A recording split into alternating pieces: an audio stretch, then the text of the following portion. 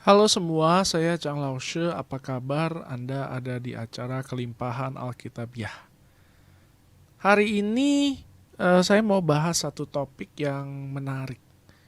Tapi sebelum kita nyampe sana, saya mau perkenalkan diri dulu. Nama saya Chang Laoshe, saya tinggal di Jakarta. Saya bukan pendeta, saya pekerja. Pekerjaan saya itu konsultan keuangan. Saya ngerti soal keuangan, terus saya jual produk keuangan. Saya beribadah di Jakarta City Blessing cabang Green Lake. Hari ini kita mau bahas judulnya adalah inflasi. Inflasi itu kawan atau lawan? Inflasi kawan atau lawan? Tanda tanya. Nah, sebelum kita nyampe ke inflasi, ini sebetulnya berkaitan sama topik yang minggu lalu mengenai berhitung. Kalau ada yang belum nonton, mau nonton atau mau dengerin, bisa subscribe ke saya punya YouTube. Saya punya YouTube channel, judulnya adalah Kelimpahan Alkitabiah. Selain daripada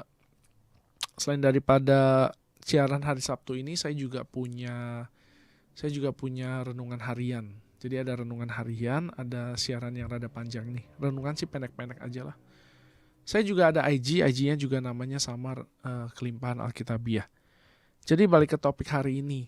Topik hari ini kan judulnya adalah inflasi kawan atau lawan. Ini berhubungan sama topik minggu lalu soal berhitung, bagaimana caranya hitung inflasi. Sebelum saya ngomong soal inflasi, saya rasa saya harus jelasin dulu mengenai yang namanya mekanisme pasar. Mekanisme pasar. Dulu ya, waktu duit itu belum ditemukan, uang itu belum ditemukan, orang itu kan mereka punya mekanisme pasar itu adalah pakai barter. Jadi orang produksi apa, atau misalnya orang punya pohon apel, nanti pas panen apelnya sebagian mereka simpan buat makan, sebagian mereka tuker.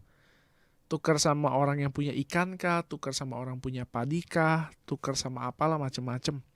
Nah, jadi semakin lama akhirnya mereka nemuin yang namanya emas. Emas ini mereka pakai sebagai mata uang. Tapi emas ini rada repot karena buat tentuin dia punya kurs agak susah. Misalnya satu keranjang apel ditukar berapa banyak emas nih? Seperempat kah, atau setengah kah, atau 5 gram kah, atau berapa gram kah? Ini juga nanti masalah karena kan emas itu kan tiap-tiap kadarnya beda-beda, jadi agak repot. Sehingga akhirnya mendorong orang untuk menemukan yang namanya uang. Jadi uang nih adalah hasil riset. Akhirnya setelah orang lama pakai cara sistem barter lah, pakai cara uang mata uang yang emas itu, mereka ketemulah satu cara yang menurut mereka paling bagus, namanya adalah uang. Nah, tapi uang ini belum menjadi solusinya. Kenapa? Karena masih ada yang namanya perubahan nilai tukar.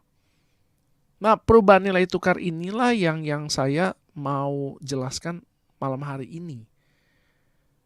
Apa sih sebetulnya inflasi itu? Saya jelasinnya kayak gini aja nih, gampang nih. Dulu itu ya, saya ini kan eh yang belanja, biasanya saya yang belanja. Jadi saya pergi ke supermarket gitu, saya belanja. Saya beli buah lah, saya beli bahan-bahan pokok lah, minyak goreng lah, es krim lah, susu, Indomie dan sebagainya. Nah, karena saya belanja, saya memperhatikan harga-harga. Harga-harga dari tahun ke tahun, harganya naik. Harganya naik. Contoh yang gampang adalah saya suka beli Indomie. Indomie kalau yang bungkus kecil, bukan yang jumbo, yang bungkus kecil itu, tahun lalu harganya itu 2.390 perak di satu supermarket yang biasa saya pergi. 2.390 perak. Kira-kira tahun ini dia naik harga jadi 2.590 perak. Jadi dia naik 200 perak. 200 perak itu kira-kira dia naik sekitar 7-8%. Nah, artinya apa? Artinya kalau misalnya saya belanja pakai uang 100.000, tadinya saya bisa dapat 1 keranjang misalnya, sekarang saya cuma bisa dapat 3/4 keranjang. Kalau 100.000-nya saya beliin Indomie semua misalnya, tadinya saya bisa dapat kira-kira sekitar 40 bungkus. Sekarang saya cuma dapat kira-kira sekitar 38 bungkus misalnya, 35 bungkus, 36 bungkus lah. Nah, apa itu? Itu namanya adalah inflasi. Jadi inflasi itu sebetulnya apa? Inflasi itu adalah satu kondisi di mana uang itu mengalami penurunan nilai. Jadi kalau misalnya tadinya 100.000 bisa beli 40 bungkus Indomie, sekarang cuma bisa dapat 38. Nah, setiap tahun dia akan berkurang terus tuh. Tahun ini jadi 38, tahun depan jadi 36, tahun depan jadi 30, tahun depan lagi jadi 20, tahun depan lagi jadi 10. Lama-lama jadi semakin sedikit. Kalau ada yang tahu ya, saya kan dari kecil saya makan Indomie, saya jadi tahu. Dulu Indomie itu bungkusnya gede. Sekarang Indomie yang biasa itu, yang Indomie goreng itu, satu bungkus itu kecil bandingin sama dulu waktu 20 tahunan yang lalu tuh saya makan. Dan harganya sekarang jauh lebih mahal daripada dulu. Ini adalah inflasi. Jadi inflasi itu adalah suatu kondisi di mana uang itu mengalami penurunan nilai. Jadi bukan harganya naik nih. Jangan salah dulu nih. Bukan harganya naik, tetapi nilai mata uang kita turun. Dari mana kita bisa tahu? Dari mana kita bisa tahu? Dari orang-orang yang kalau misalnya mereka jualan harganya naik. Nah, jadi setiap tahun itu tuh ada satu badan namanya BPS, Badan Pusat Statistik itu, mereka kerjanya itu mereka survei barang-barang yang ada di pasaran. Lalu mereka membuat perhitungan, lalu mereka menentukan, oh kita bulan ini inflasinya sekian persen, bulan ini inflasi sekian persen, bulan ini inflasi sekian persen. Nah, mereka jumlahkan semua, mereka mendapatkan inflasi tahunan. Mereka mendapatkan tingkat inflasi tahunan. Tingkat inflasi tahunan ini kita bisa tahu, oh ini buat menentukan berapa persen nilai penurunan mata uang kita. Sampai sini mudah-mudahan jelas. Kalau nggak ngerti nggak apa-apa, nanti ada kesempatan buat bertanya. Jadi yang jelas begini nih, biar gampang aja nih. Pokoknya kalau dulu beli kopi 1 gelas 20.000, sekarang jadi 22.000. Dulu paket makan KFC misalnya 2 ayam 1 nasi 1 minum dulu 30-an ribu, sekarang sudah 46.000. Itu adalah inflasi. Nah, bagaimana inflasi ini bisa terjadi? Jadi ada 2 hal yang mempengaruhi ini. Pertama itu adalah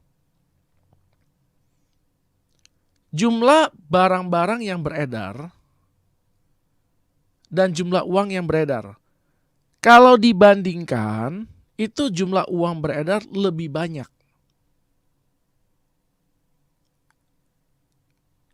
Jumlah uang yang beredar itu lebih banyak, sehingga buat membeli satu barang itu kita butuh uang lebih banyak. Jadi misalkan begini nih, sekarang uang yang beredar itu ada 100 juta. Tapi barangnya itu sedikit. Otomatis ini harganya itu, bukan harganya, uang yang dibutuhkan buat pembeli itu tuh menjadi banyak karena mereka harusnya seimbang. Jumlah uang dan jumlah barang itu mestinya seimbang. Sehingga kalau misalnya jumlah uangnya banyak, dia akan menyesuaikan diri. Nah, hal kedua penyebab inflasi ini adalah karena permintaan dan penawaran. Permintaan dan penawaran. Jadi ada barang yang cuman ada sedikit, tapi peminatnya banyak sekali. Ini akan membuat harga itu menjadi naik. Ini namanya inflasi juga. Jadi dua penyebab tuh. Beredarnya uang terlalu banyak, atau permintaan terhadap satu barang tertentu itu tinggi sekali. Itu namanya inflasi. Jadi kalau misalnya kita udah mengerti ini, kita mesti ngerti yang namanya mekanisme pasar zaman sekarang. Mekanisme pasar zaman sekarang itu adalah kita ini mesti mengerti inflasi. Dalam artian, kalau misalnya ada barang yang terlalu diminati dan dia punya produk nggak banyak, ini akan membuat harganya sangat tinggi. Saya kasih contoh yang gampang aja. Berapa lama yang lalu ya, sekitar setengah tahun, nggak 1 tahun yang lalu pas pandemi baru mulai, itu ada satu jenis sepeda lipat, itu tiba-tiba harganya langsung naik berkali-kali lipat. Kenapa? Karena permintaannya begitu tinggi. Nah, karena permintaannya begitu tinggi dan impor itu nggak terlalu mudah, sehingga barang yang ada ini diperebutkan. Akibatnya membuat orang yang mau jual, ya udah mereka jual aja kepada orang yang mau bayar harga mahal. Nah, tetapi sebetulnya harganya barangnya nggak segitu. Dan di luar negeri pun harganya barangnya nggak segitu. Ini barangnya barang impor. Ini adalah inflasi. Ini bisa menjadi masalah. Apa sih masalahnya inflasi? Orang-orang yang miskin, orang-orang miskin itu mereka tidak punya uang misalnya yang cukup. Lalu mereka itu mau beli barang. Nah, masalahnya karena mereka uangnya nggak terlalu cukup. Semakin lama nilai uang mereka semakin kecil, akibatnya barang yang bisa mereka beli semakin sedikit.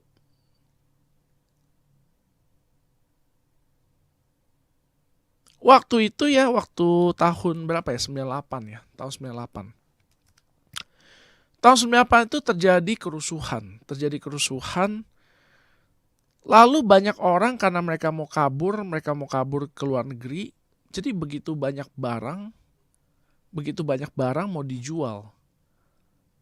Nah, uangnya itu yang itu mau beredar kan nggak terlalu banyak, tapi barang begitu banyak sehingga akhirnya orang-orang mau jualnya harus jual murah, nggak bisa jual mahal.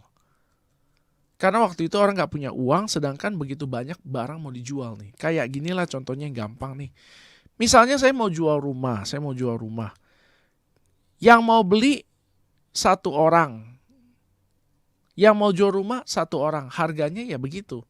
Tapi kalau misalnya saya mau jual rumah, cuma saya aja yang mau jual, 10 orang mau beli, mereka akan bersaing untuk bisa dapetin rumah itu. Jadi orang akan bayar lebih mahal. Nah, ini kejadiannya waktu tahun 98 itu terbalik.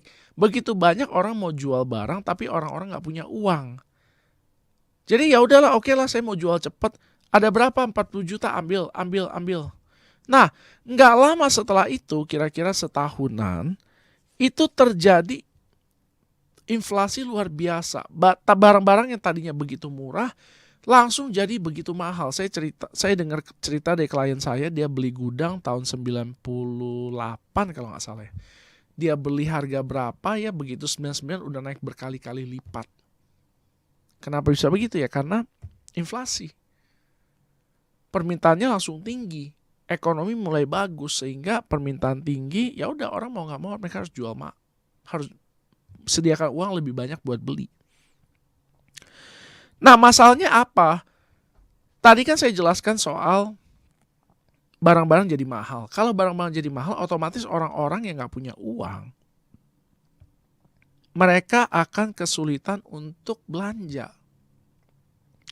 Makanya ya saya ingat ya, ada zaman di mana ya saya lihat gorengan tuh, orang jual gorengan, tempe goreng lah atau apa. Makin lama ukurannya makin nyusut. Kenapa bisa begitu ya? Gara-gara inflasi ini. Nah kan kasihan orang nih.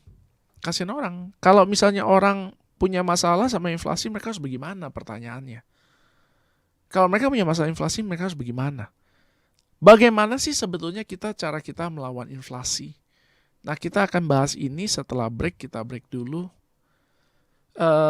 Sebelum break saya mau kasih nomor telepon saya. Kalau misalnya ada yang mau WhatsApp, silakan tanya-tanya atau komen 081932184218. Sekali lagi 081932184218. Oke, kita balik lagi. Nah, tadi saya mau bahas soal cara melawan inflasi. Jadi sebelum saya kasih tahu itu saya mau ngomong gini dulu. Jadi kalau menurut BPS itu nilai inflasi di Indonesia itu nilainya kira-kira sekitar 5%-an setahun, 5-8%. Tapi ini nggak semuanya, maksudnya nggak semuanya di survei. Ada hal-hal tertentu yang naiknya lebih banyak daripada cuma 5-8%. Contohnya misalnya kayak nilai properti biasanya naiknya lebih banyak. Terus biaya rumah sakit biasa naiknya lebih banyak. Barang-barang tertentu pun naiknya biasa lebih banyak daripada 5-8%. Ini kita bisa jadikan tolak ukur sebagai biaya hidup. Biaya hidup kira-kira naiknya 5-8% menurut BPS. Jadi biaya beli beras lah, ayam lah dan sebagainya kira-kira segitu. Nah, ini sebetulnya ada cara buat lawan inflasi. Kita ini kalau misalnya kita kerja, belum tentu setiap tahun naik gaji. Belum tentu setiap tahun naik gaji. Jadi bagaimana caranya supaya kita bisa akalin supaya nanti kita nggak harus kurang uangnya.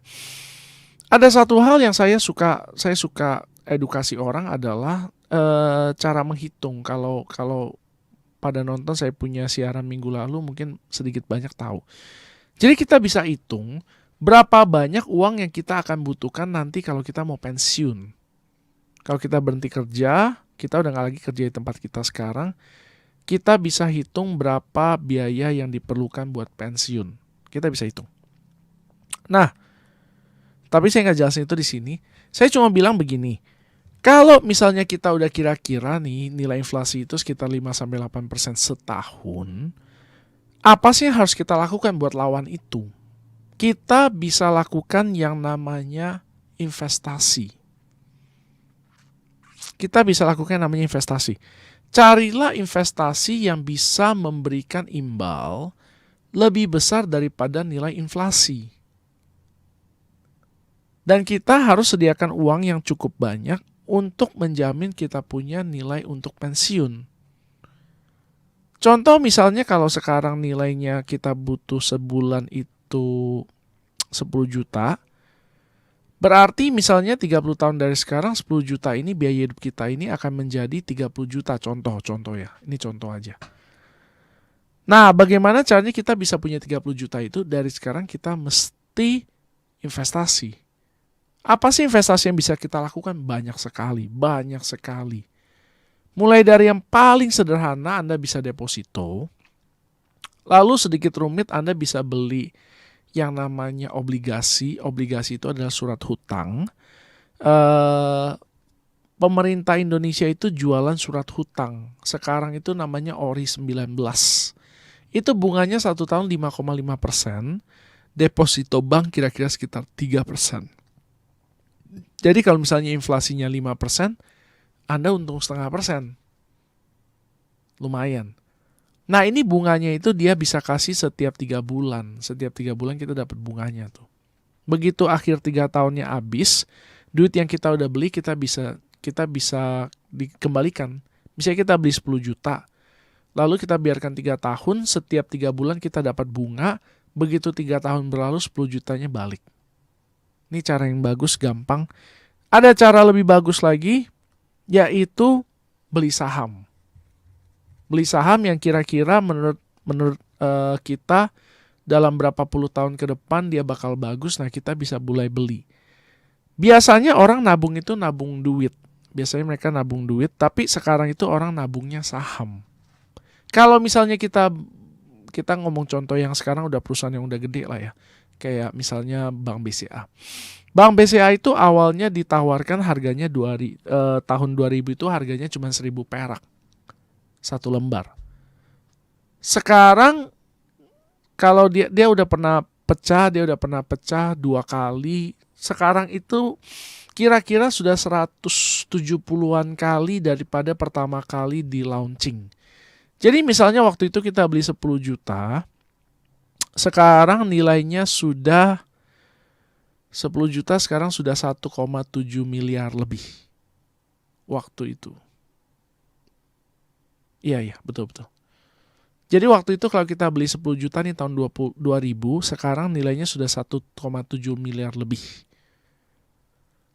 Kok bisa? Karena dia naik terus. Nah, kita bisa lakukan itu. Kita bisa menabung saham. Nabung saham itu maksudnya kita beli aja saham, beli lagi, nanti ada uang beli lagi, nanti ada uang beli lagi, nanti ada uang beli lagi. Tiba-tiba nanti kalau dia naik tinggi sekali, kita jual, kita bisa untung banyak. Itu kita bisa lakukan. Apalagi bisa kita lakukan? Kita bisa beli emas. Kita beli emas, kita nabung, kita beli pelan-pelan, beli lagi. Orang zaman dulu senang banget tuh beli emas tuh. Beli lagi, tunggu harganya mahal, dia jual.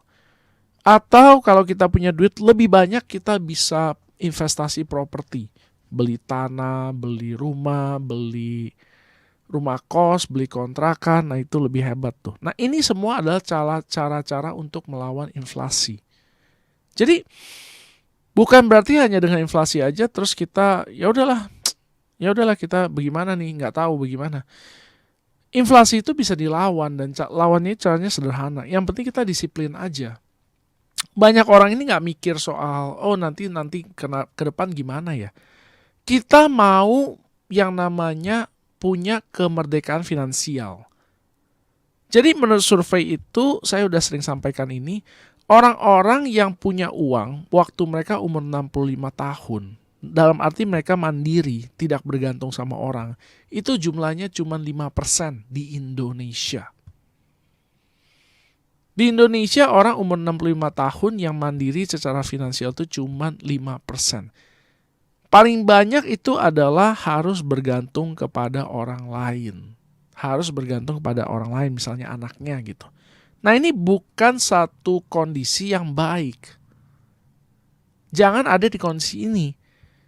Firman berkata, lebih diberkati orang yang memberi daripada menerima. Artinya bukan kitanya ngarepin anak, justru kita harus membekali anak kita. Berikan dia pendidikan yang lebih baik, berikan dia modal usaha misalnya, biaya nikah, beliin rumah. Saya bukan bilang Anda harus memanjakan anak, bukan. Tapi kita perlu memberkati anak kita.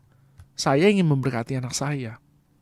Nah, jadi ada begitu banyak cara untuk melawan inflasi. Bahkan kita bisa beli cryptocurrency, mata uang kripto. Saya udah bahas ini 2 minggu lalu. Kalau misalnya ada yang belum dengar, mau dengar silakan buka aja di YouTube saya ada.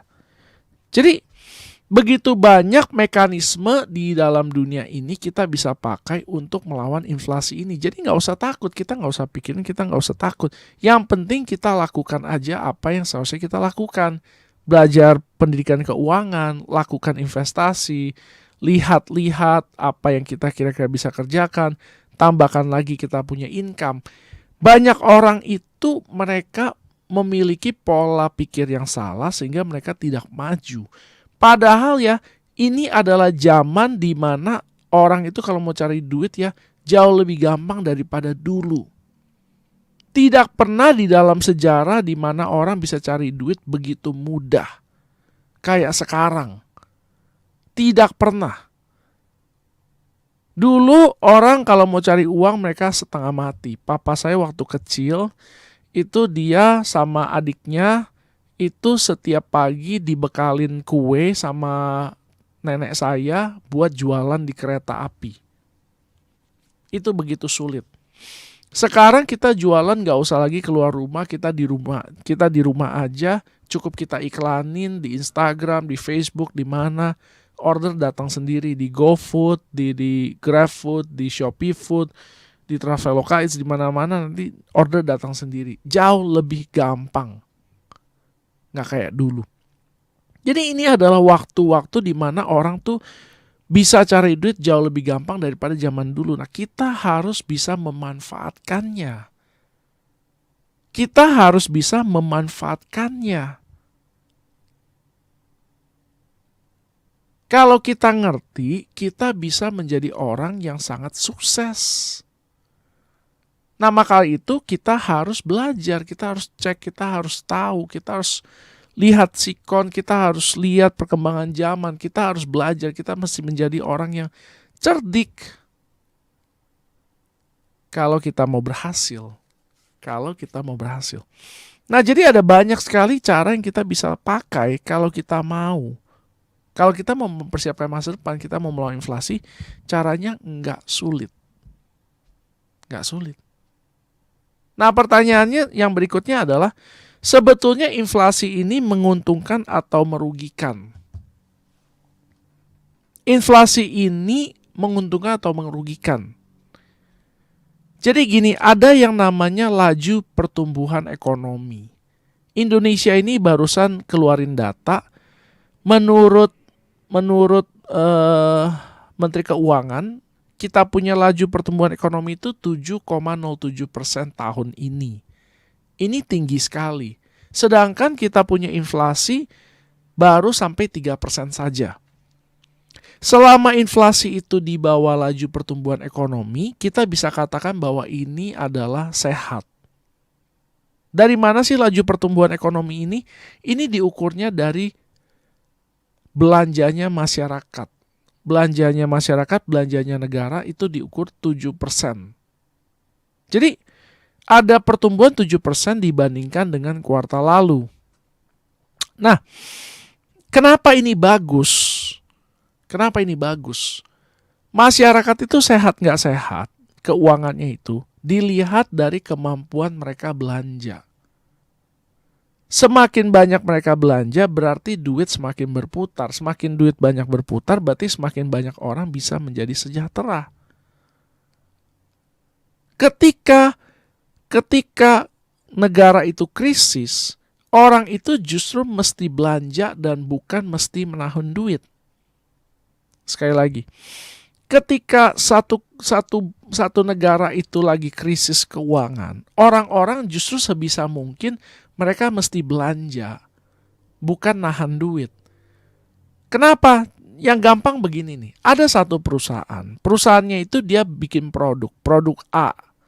Nah, produk A ini kalau misalnya nggak ada yang belanja, dia nggak laku, sehingga dia nggak laku, pabrik mesti tutup. Begitu banyak karyawan kehilangan pekerjaannya. Makin hilang pekerjaan, makin nggak punya uang, makin nggak bisa belanja. Nah, ini akan menjadi efek domino. Baru-baru ini ya di Cina itu ada satu kejadian, ada satu perusahaan properti itu terancam bangkrut karena gagal bayar hutang. Jadi mereka jualan propertinya nggak laku, kurang laku, sehingga mereka sulit bayar hutang, dan mereka hutang cukup gede, sekitar $400 miliar kalau nggak salah, $400 miliar. Mereka lagi bingung bagaimana cara bayar hutang. Nah, kalau misalnya pemerintah tidak bantu, nggak ada duit masuk, mau nggak mau perusahaan mesti tutup. Begitu perusahaan tutup, otomatis semua orang yang kerja di sana mau nggak mau harus di PHK. Kalau orang-orang di sana di PHK, mereka nggak punya uang, mereka tidak bisa lagi belanja produk perusahaan B, perusahaan C, perusahaan D, perusahaan E, dan sebagainya, dan ini akan menjadi efek domino. Satu-satu perusahaan akan tumbang karena ekonominya jelek. Nah, apa yang harus dilakukan? Orang-orang mesti belanja, negara mesti belanja. Beli, kasih duit, keluarin duit, belanja, supaya perusahaan-perusahaan bisa bertahan, supaya orang-orang bisa tetap kerja. Sekarang itu ya kalau kita perhatikan ya kan masa pandemi ini nih ya, waktu mal-mal pada tutup, itu banyak orang kehilangan pekerjaannya. Itu adalah satu masalah. Kenapa akhirnya mal-mal boleh dibuka lagi? Karena kalau misalnya tidak ada yang belanja, ekonomi nggak jalan, orang-orang nggak bisa kerja, nggak ada duit. ini akan menimbulkan kekacauan yang sangat besar. Bisa terjadi anarki, bisa terjadi rusuh. Sehingga orang-orang ini mesti dipikirkan bagaimana caranya supaya mereka bisa tetap makan. Walaupun sekarang misalnya kita katakanlah penjualannya turun 50%, lebih bagus daripada nggak ada penjualan sama sekali. Kalau perusahaan itu bisa bertahan sampai akhirnya nanti ekonomi bisa pulih lagi, kemungkinan besar kita akan melewati semua krisis ini. Tetapi kalau misalnya perusahaan satu-satu mulai tumbang, ini adalah pertanda yang buruk. Nah, oleh karena itu, orang-orang dianjurkan untuk belanja. Makanya, selama pandemi ini, orang-orang miskin dikasih subsidi, dikasih BLT, dikasih uang, dikasih kartu prakerja, dan sebagainya, supaya mereka bisa tetap belanja. Mereka bisa tetap belanja. Nah, ini penting. Jadi balik lagi soal keuntungan inflasi. Ini sebenarnya inflasi itu untung apa rugi? Tergantung cara kita melihatnya. Kalau misalnya dia di bawah laju pertumbuhan ekonomi, dia ini masih sehat dan masih bagus. Tapi kalau dia di bawah kalau dia di atas laju pertumbuhan ekonomi, misalnya dia sekarang 8%, pada laju pertumbuhan ekonomi 7%, ini bisa menjadi masalah. Bisa menjadi masalah karena barang menjadi terlalu mahal. Nah, ada satu keuntungan yang kita bisa manfaatkan dari inflasi ini. Jadi kan tadi saya lagi ngomongin soal investasi nih. Bayangkan kalau misalnya kita bisa investasi sesuai aja sama nilai inflasi, sesuai nih. Di luar negeri ya, negara-negara maju kayak Amerika lah, Singapura, mana segala macam, mereka punya nilai inflasi itu jauh lebih kecil daripada Indonesia. Artinya apa? Di masa depan kita punya nilai uang itu berbanding uang mereka itu ya bisa jauh lebih besar. Maksudnya gini, katakanlah sekarang kalau buat sekolah di luar negeri di Australia ya 1 tahun itu butuh 50.000 USD. 50.000 Australian dollar AUD, 50.000 AUD. Itu sekarang nilainya setara dengan 500 juta kurang lebih. Nah, buat anak itu kalau mereka mau sekolah di luar negeri ini mereka butuh 3 tahun, artinya 150.000 AUD, 150.000. Sekarang itu 1,5 miliar. Tetapi karena mereka inflasinya sangat kecil, 10-15 tahun dari sekarang nilai itu kurang lebih akan segitu-segitu juga, 150.000 AUD. Sedangkan rupiah kita, kalau kita misalnya kita belikan rumah 500 juta, 15 tahun kemudian harganya menjadi 1,5 M. Jadi sekarang kita cuma bayar 500 juta, nantinya kita bisa pakai uang itu kalau rumahnya dijual, kita bisa sekolahkan anak kita di luar negeri. Saya punya anak umur 2 tahun. Masih ada waktu sekitar 15 tahun buat saya menabung. Jadi kalau saya investasinya nanti sesuai dengan harapan, begitu dia perlu sekolah, uang misalnya dia udah perlu sekolah ke luar negeri, saya tinggal cairkan investasinya, dia bisa berubah jadi 150.000 AUD, dia bisa sekolah di sana sampai lulus S1. Sangat sederhana. Ini keuntungan kalau kita ada di negara yang inflasinya tinggi. Jadi inflasi itu bisa jadi kawan, bisa jadi lawan, tergantung dari kemampuan kita dalam mengelola dana. Semakin jago kita berinvestasi, semakin inflasi akan menjadi kawan. Semakin kita bodoh dalam mengelola keuangan kita, semakin investasi akan menjadi lawan kita. Jadi, jangan jadi orang yang kalah. Jangan jadi orang yang kalah. Bagaimana caranya supaya kita nggak kalah? Ya kita belajar investasi. Banyak orang buta keuangan. Tapi sebetulnya keuangan itu bukan sesuatu yang kita perlu takuti. Keuangan itu bukan sesuatu yang kita perlu cemaskan. Asal kita mengerti cara kerjanya, kita bisa menjadi orang yang menang. Saya baca di internet ya, kalau nggak salah ya, dulu sekali itu ada banyak artis yang mereka menjadi bangkrut karena mereka salah dikelola sama orang-orang yang dengan cara yang salah oleh akuntan. Jadi orang-orang di luar negeri itu kalau mereka kaya, mereka nggak ngerti bagaimana cara kelolanya, misalnya kayak orang bintang film lah atau artis atau apa segala macam, mereka pakai yang namanya akuntan. Jadi akuntan ini akan mengatur uang mereka. Nah, kadang-kadang akuntan itu bisa salah sehingga mereka menjadi bangkrut. Waktu itu saya baca ya ada satu artis yang namanya Nicolas Cage. Ini bukan karena salah akuntannya, ini salah dia sendiri. Karena dia setiap kali main film dia dapat duit begitu banyak, dia belanjanya nggak tanggung-tanggung, nah akhirnya dia jadi bangkrut. Dia bahkan punya utang lebih banyak daripada asetnya dia. Semua asetnya dijual pun tidak bisa menutupi utangnya dia. Kenapa bisa begitu? Karena dia tidak memiliki pendidikan keuangan. Dia nggak ngerti, dia nggak melek finansial. Nah, melek finansial itu sangat penting. Makanya saya bikin channel ini buat edukasi orang mengenai keuangan. Jadi kalau ada orang yang mau tanya-tanya, silakan. Saya bisa kasih penjelasan yang cukup aja lah. Saya nggak bilang saya jago sekali. Jadi balik lagi yang saya mau tekankan adalah jangan takut sama inflasi. Yang penting kita harus mengerti bagaimana caranya mengelola keuangan supaya di masa depan kita menjadi orang yang untung bukan buntung. Saya rasa siaran saya sampai sini aja. Sebelum saya mau tutup, saya mau kasih pengumuman dulu. Yang pertama adalah jangan lupa subscribe saya punya YouTube sama saya punya IG namanya Kelimpahan Alkitabiah. Yang kedua saya mau bilang bahwa ini adalah siaran yang disponsori oleh orang. Jadi ada orang memberi kepada pelayanan ini sehingga ini bisa terlaksana karena ini adalah sesuatu yang saya harus bayar. Ini harus bayar, kita ada biaya nih buat sewa studio. Yang ketiga saya mau kasih pengumuman adalah saya bikin buku rohani. Buku rohaninya ini judulnya Hubungan dengan Allah. Tapi bentuknya PDF. Kalau ada yang tertarik silakan WhatsApp saya. Ntar saya kirim aja bentuk PDF-nya. Bentuk PDF-nya saya kirim gratis, nggak usah bayar. Selanjutnya saya setiap hari Jumat saya ada Zoom. Zoom-nya ngomongin materinya mengenai hal-hal rohani. Jadi kalau ada yang tertarik silakan kontak saya, nanti saya masukin ke grup. Tiap Jumat malam jam 8 sampai 9.